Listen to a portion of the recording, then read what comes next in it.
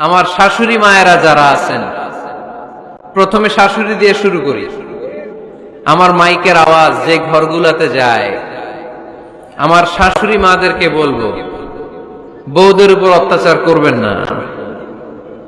ছেলেরে প্রশ্ন করে, তোর কাছে তোর বউ বড় না আমি বড়?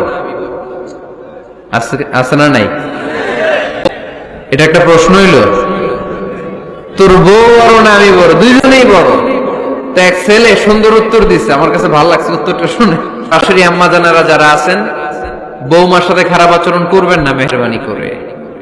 তাকে আপনি কষ্ট দিলে আপনার নিজের মেয়েটাও আরেক বাড়ির বৌমা হবে, সেও ওই বাড়িতে এই কষ্টগুলো ভোগ করবে। এগুলো যখন আপনি শুনবেন তখন আপনার চোখ দিয়ে পানি পড়বে কি পড়বে না?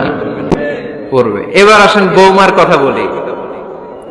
বৌমা যারা আছেন মেহরবানি করে, বৌমা যারা আছেন মেহরবানি করে আপনার শাশুড়ি আম্মাকে নিজের মায়ের জায়গায় রাখবেন।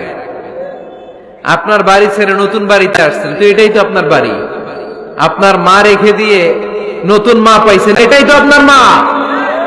তো ওনাকে মায়ের জায়গায় বসাতে আপনার সমস্যাটা কোথায়?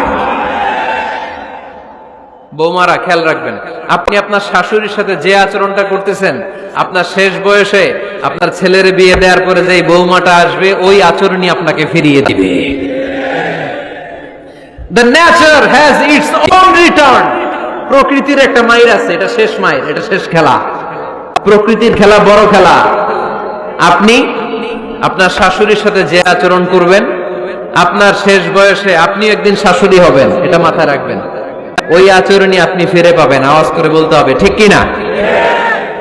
ওয়াজের ভিডিওটা আমার অন্যজনকে শেয়ার করে দেবেন। ধন্যবাদ সবাইকে।